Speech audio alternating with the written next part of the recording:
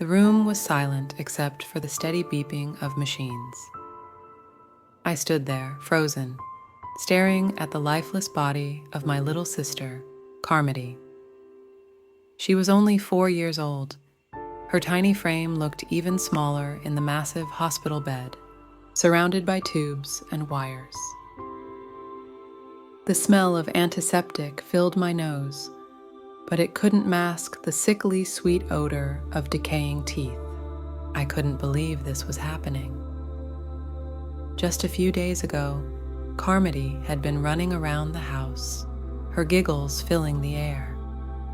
But behind those giggles was a pain none of us could see, or maybe none of us wanted to see. Our mother, Tamara, had always given her Mountain Dew in a baby bottle. It seemed harmless at first, just an easy way to keep her quiet.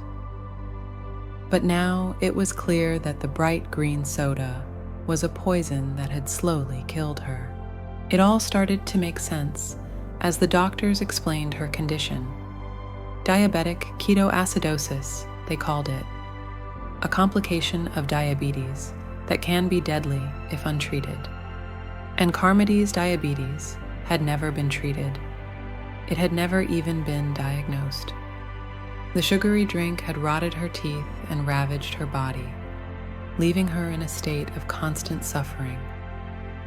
The day she was found unresponsive was etched in my mind. I remember Mom screaming, her voice breaking with panic as she called 911. Dad tried to perform CPR, but it was too late. By the time the paramedics arrived, Karmity was barely hanging on. They managed to revive her, but she never woke up. She was declared brain dead shortly after arriving at the hospital. Standing there, I felt a wave of guilt wash over me. How had I not seen the signs? How had none of us seen what was happening to her? But the prosecutors made it clear that this wasn't just about missing signs. It was about neglect and abuse. Our parents had denied Karmity proper nutrition and medical care. They had fed her a diet of Mountain Dew and ignored her pain until it was too late. I watched as Mom was sentenced to at least 9 years in prison. She stood there crying, claiming she thought she was taking care of Karmity. But the evidence was undeniable. This wasn't the first time she had neglected a child with diabetes. My older brother had fallen into a coma due to untreated diabetes when he was 4 too. The pattern was horrifying. As the judge delivered the sentence, I felt a cold emptiness inside me. This was one of the most tragic cases the prosecutor had ever seen. And it was my family. My sister didn't have to die.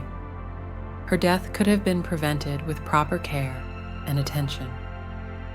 But instead, she suffered for the majority of her short life. Leaving the courtroom, I vowed that I would never forget Karmity. Her death had to mean something. I would make sure that no other child in our town suffered the same fate. No more neglect, no more abuse. Karmity's life might have been short and filled with pain, but her memory would be a catalyst for change. I owed her that much. As I stepped out into the sunlight, I took a deep breath. The air felt heavy with the weight of what had happened. But I knew that the fight for justice and better care for kids like Karmity was just beginning. And I would be at the forefront of that fight for her and for every child who deserved better.